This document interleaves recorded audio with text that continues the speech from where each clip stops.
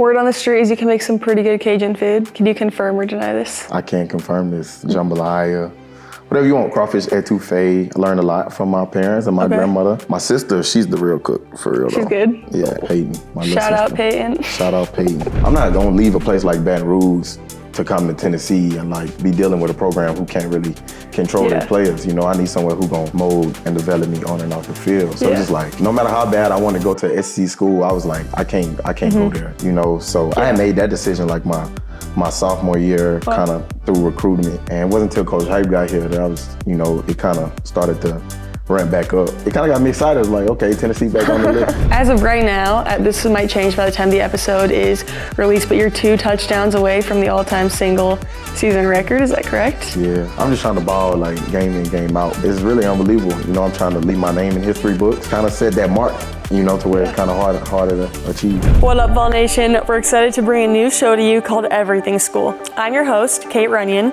I'm a sophomore on the women's soccer team.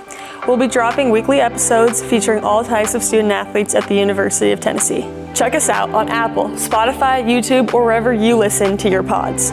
Follow us on social media for highlights of the show in the links below. And don't forget to like, comment, and subscribe. Really appreciate your guys' support. Hope you enjoy the show, and go Vols.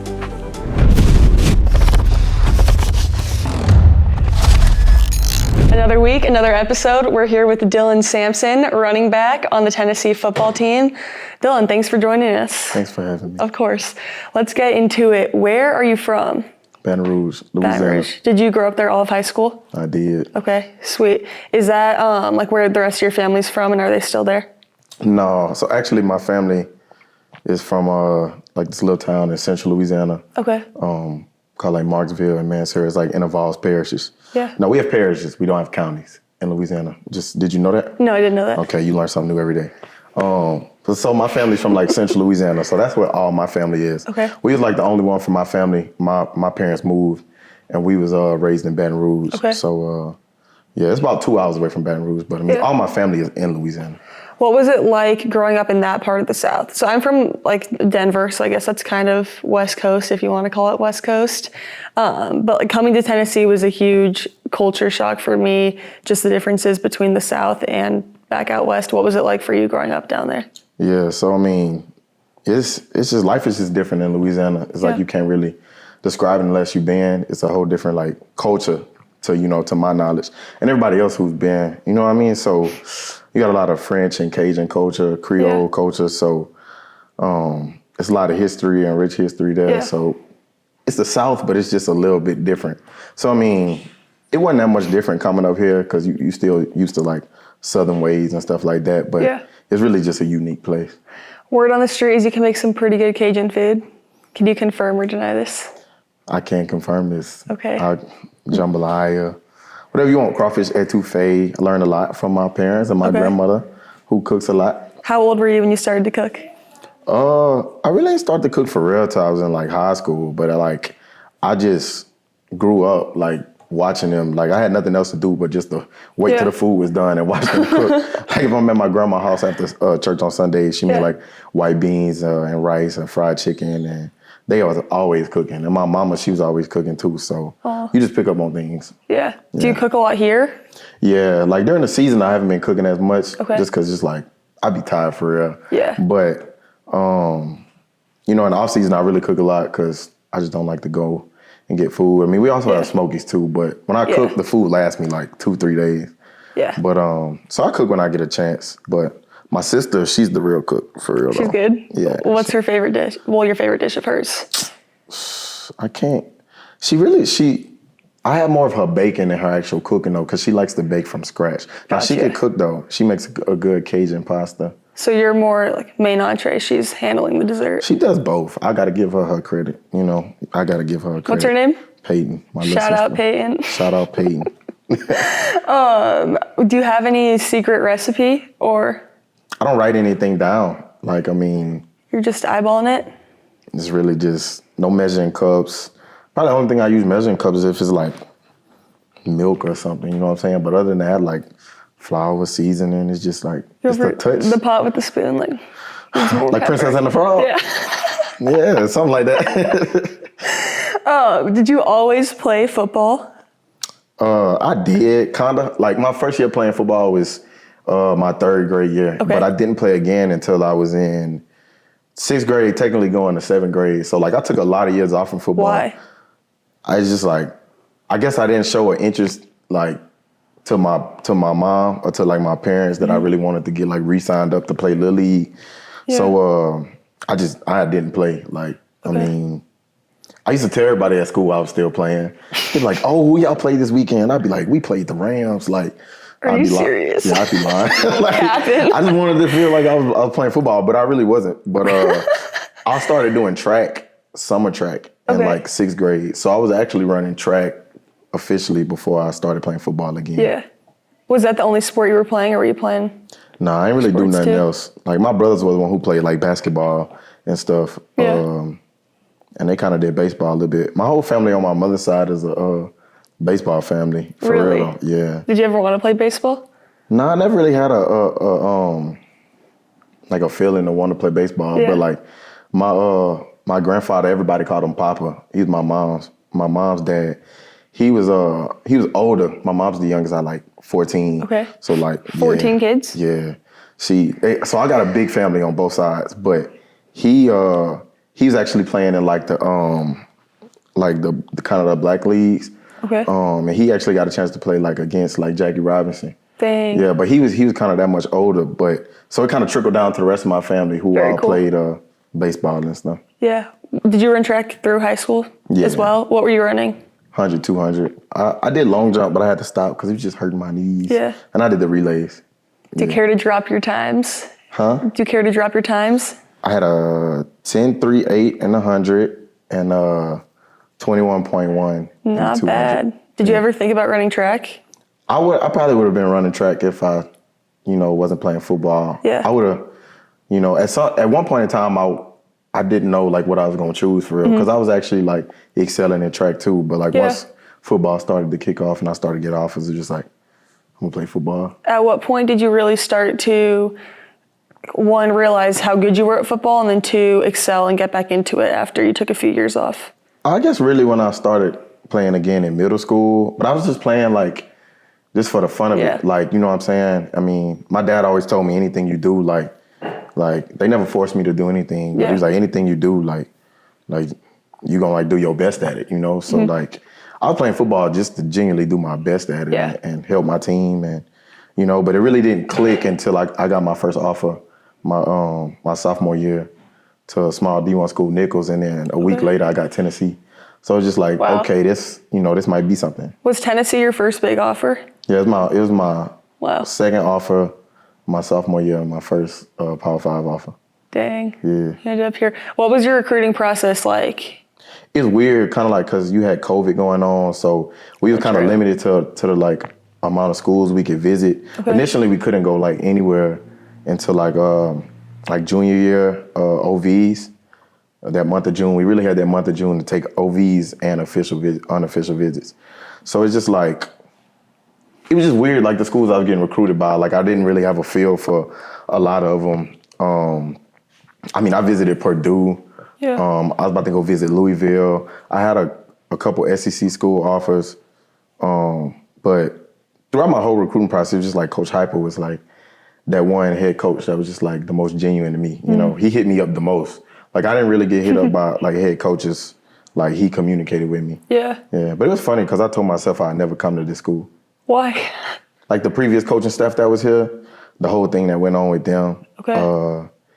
It was just a lot of athletes getting in trouble outside of the building too, like with the law, getting arrested. I'm like, I'm not gonna leave a place like Baton Rouge to come to Tennessee and like be dealing with a program who can't really control their players. I need somewhere who gonna mold and develop me on and off the field. So it's just like, no matter how bad I want to go to an SEC school, I was like, I can't go there.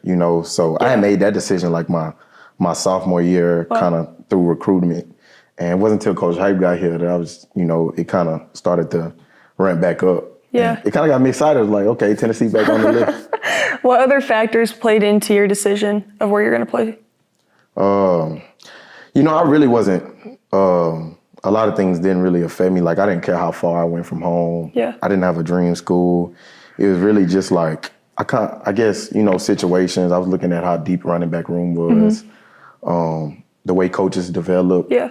Obviously academics of the school and the resources that they have, but really just the culture of a program. You know, some people tell you in recruitment like you can't go to a school for a coach, but I mean like it's just hard not to. You know what I'm saying? Yeah, I was like, about to say hot take. I feel like you can only go to a school because of the coach, because that's who you're around all the time. It's like you have to love the place you're going, but it's just like the people make the place. Like the place never makes 100%. So it's a risky game you're playing because, I mean, coaches always get new jobs. It's just like my running back coach who recruited me here. He's in the NFL right now. But, but I mean, it all works out. Yeah. You know? Very true. Why Tennessee then compared to all the other schools that you decided to pick? And also, did you ever consider staying closer to home? I kind of wanted to get away from home, like not too far away, but LSU started to pick back up in their recruitment in my towards the back end of it after I was already committed. But it's just like I didn't want to stay in Baton Rouge for real. I grew up there my whole life.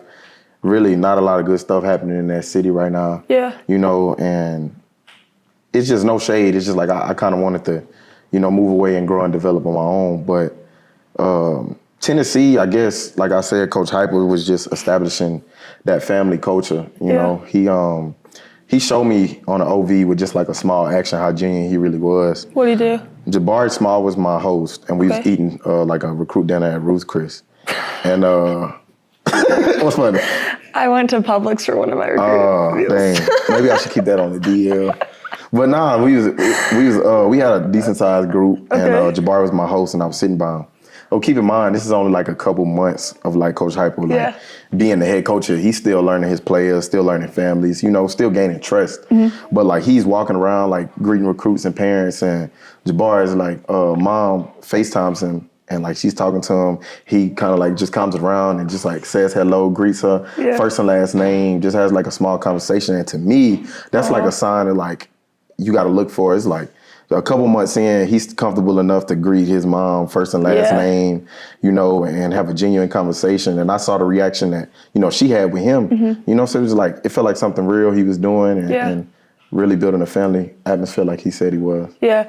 How would you describe the atmosphere on the team right now? I think it's competitive. You know, we have a lot of fun.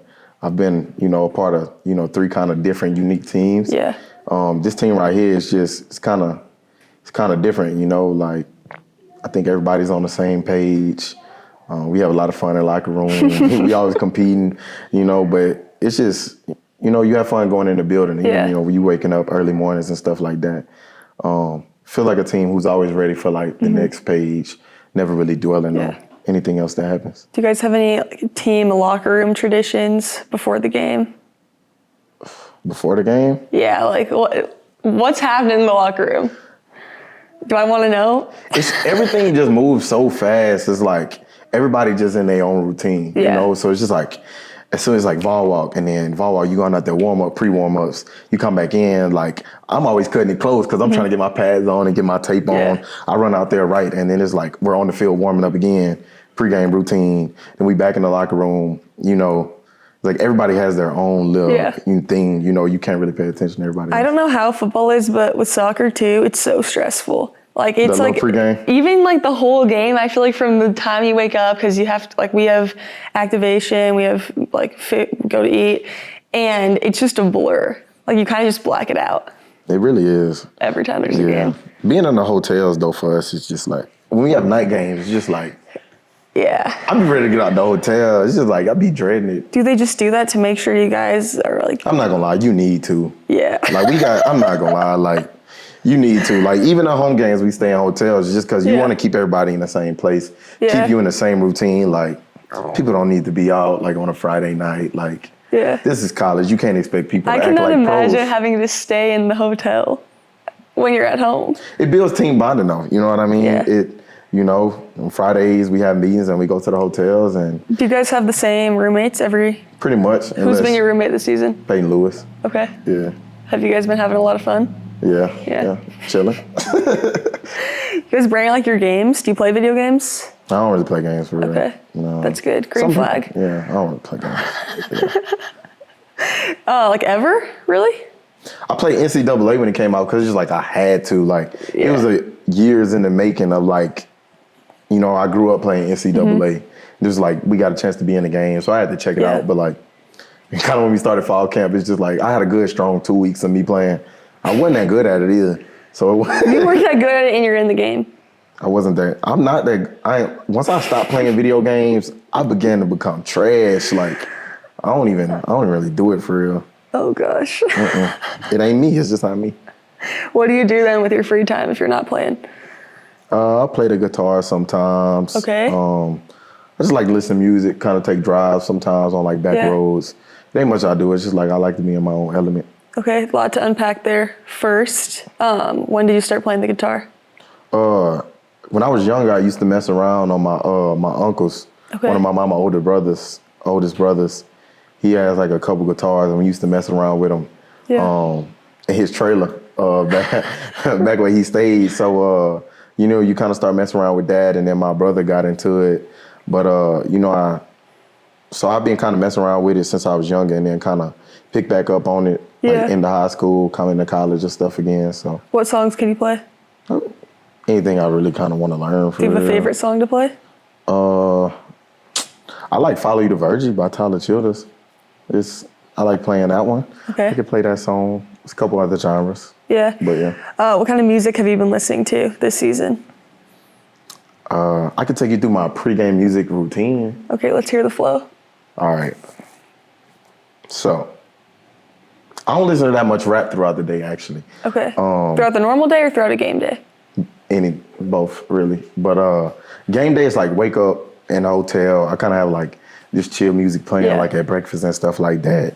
And then like, I really won't listen to music again until like we're on the bus going to Vol Walk, or if we had a away game on the bus going to the stadium. Yeah. And then, you know, I'm still kind of playing like some more upbeat, like probably like some Drake or like, you know, kind of music that's still kind of mellow though. Okay. You know what I mean? You think Drake's mellow? Some of his songs. Give me an example. Like March, is it March 14th or something like that on his Scorpion album? Do you know I know God's Plan, that's about it. See, Drake has a lot of different, you know what I'm saying? But I'm not saying, I'm just trying to give an example of the type of music, you know? But I listen to a lot of R&B. Yeah. The only time I really ramp it up is when I'm outside warming up. So I'll listen to like rap music. I might throw some like YB on, some Gunna, this and that. And then when I go back in the locker room and like before we go out to kick off, I put a towel over my head. I play my gospel music and I have my prayer book and I read the same prayers. Like, what prayer are you reading? It's like different section and it breaks it down, and but it has prayers for you. So it's like a prayers for God's plan, a prayer for strength, a prayer for health, a prayer for using the talents that God has, you know, gifted me with, a prayer for leadership. So that's like the 5 prayers that I kind of read. And if I have more time, I'll read some more. Yeah. But I read those 5 like every game day. With the same gospel music that replays like 3 or 4 songs. I did the same thing for my games this year, and it was so nice to just get in the zone. And I also read the same thing. Yeah, I'm not one to get too amped up. It makes me feel like at one with myself. Yeah. Does it make you feel like that? I get like if I get too hype in the locker room before the game, I get out there and I'm low-key tired. You're like anxious, right? Yeah, like I can't do this. See, like I don't know how people do that. Like they be sweating and stuff. I have gotten pretty hype in the locker room, but I get out there and I'm like just exhausted. Like I don't have a game in me. I almost have to pretend like I'm falling asleep before the game. That's how relaxed I have to get. Me too. I'm like the same way. Talk me through like your high school or your college years. Did you have a coach or mentor that had a really big impact on you? Yeah, I mean, I could talk about high school. One of my coaches, his name was like Coach LeJean. You would not be able to spell that because it's like a Louisiana name. How is it spelled? I can't even. I would have to type it to spell. I can type it, but I can't like. Okay. You know, it's one of those. That complicated? It's one of those. You know what I'm saying? But he coached my brothers in high school, and he was like one of the longest coaches at the school that I went to, because I went to the same high school my brothers went to. But from the moment I got there, he just kind of always had my best interest. You know, like when I got moved up to varsity, he was the one helping me like with the in and outs, with learning the plays and. You know, I also had his class at one of the, he had like a financial class. And, you know, so I got a chance to spend a lot of time with him. You know, he invited me to his house. He always just kept it real with me, you know, like things I wanted to hear, things like I didn't want to hear. To this day, he'll still hit me up and like, you know what I'm saying, make sure I'm still me, you know, still being humble and, you know, not getting big time on people. But he's definitely one of the people who always just kept it real with me. He always tell me what I needed to hear. Okay. Yeah. Sweet. I feel like it probably, well, I mean, for any athlete, it's important to have people like that who are pouring into you, especially such a pivotal time. What about when you got to college? My GA, Coach Walt. Okay. He's like the assistant running backs coach. He's been here since I got here. Actually, before I got here, like we would FaceTime.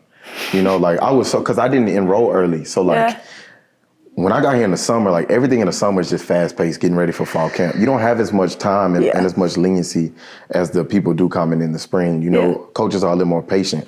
And I knew that. So it's just like, I knew when I got here, I needed to at least have the basic understanding of what was going on. Because the only shot I had to play, you know, coming in a class where they had running backs recruited kind of like over me and people already there, was like if I was on my P's and Q's with the playbook and all that. So like he would FaceTime me while I was in high school, like in the springtime, and we would just go over the plays, you know. That's so awesome. When I first got here, like I would say like basic stuff. Jabari was like sitting You were down. chilling. Jabari was like, how he know this? Like, I'm like, don't speak none of this. You know what I'm saying? Like, but Cheat code. You know what I'm saying? But Coach Walt, to this day, he's always been one, you know what I'm saying? If I need extra work, he'll get extra work with me.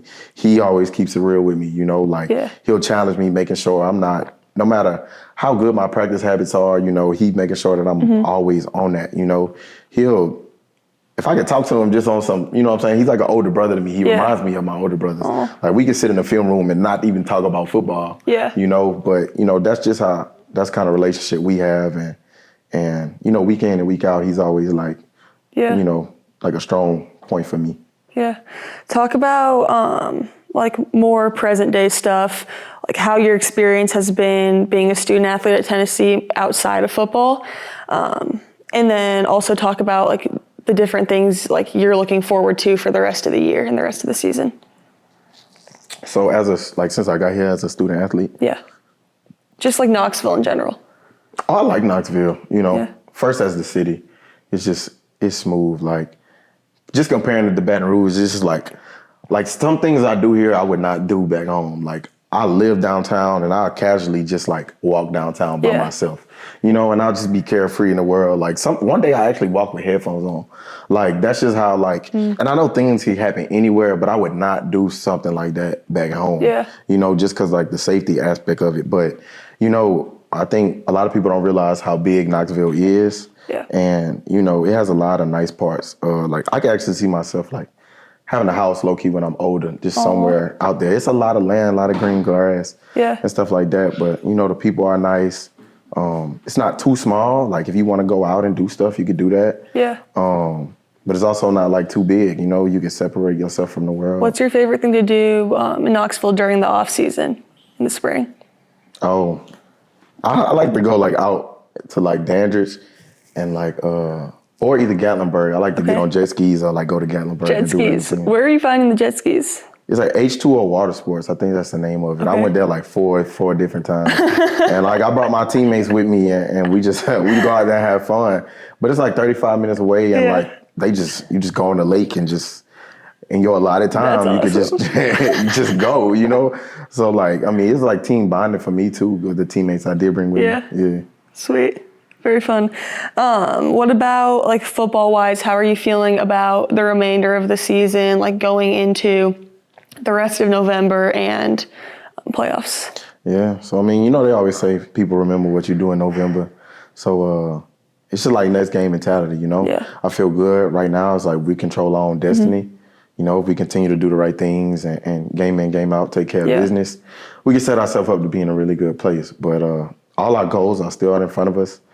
You know, everything we want to accomplish, it's just like we got to go take it. You know, so I'm excited. Yeah, and you've been cooking. You're as of right now, this might change by the time the episode is released, but you're 2 touchdowns away from the all-time single season record. Is that correct? Yeah.